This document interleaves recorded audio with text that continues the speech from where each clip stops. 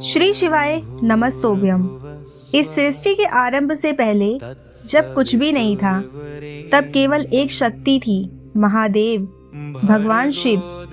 भगवान शिव जिनके मस्तक पर चंद्रमा, जटाओं से बहती माँ गंगा, गले में नाग और हाथ में त्रिशूल है।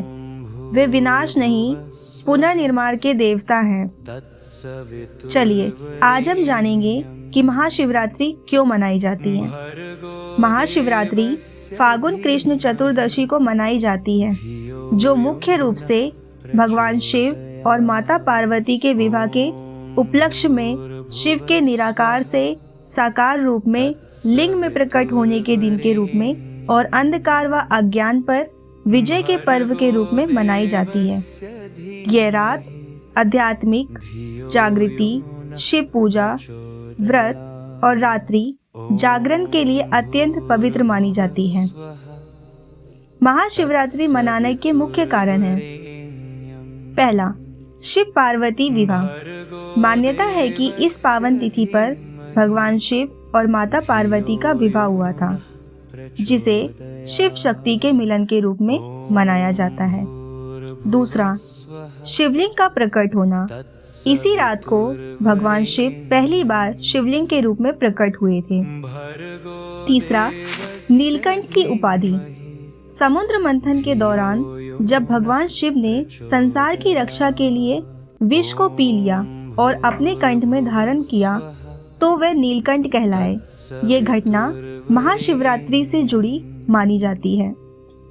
चौथा, आदि योगी की स्थिरता दिवस। यौगिक परंपरा के अनुसार यह वह रात है जब शिव ध्यान के बाद पूर्ण रूप से स्थिर हो गए थे, इसलिए इसे स्थिरता और आध्यात्मिक जागृति की रात मानी जाती है। महाशिवरात्रि की पूजा सुबह ब्रह्म मुहूर्त में स्नान के बाद व्रत का संकल्प लेकर शुरू करें। शिवलिंग पर गंगाजल, दूध, दही, घी, शहद और शक्कर से पंचामृत बनाएं और पंचामृत बनाने से अभिषेक करें।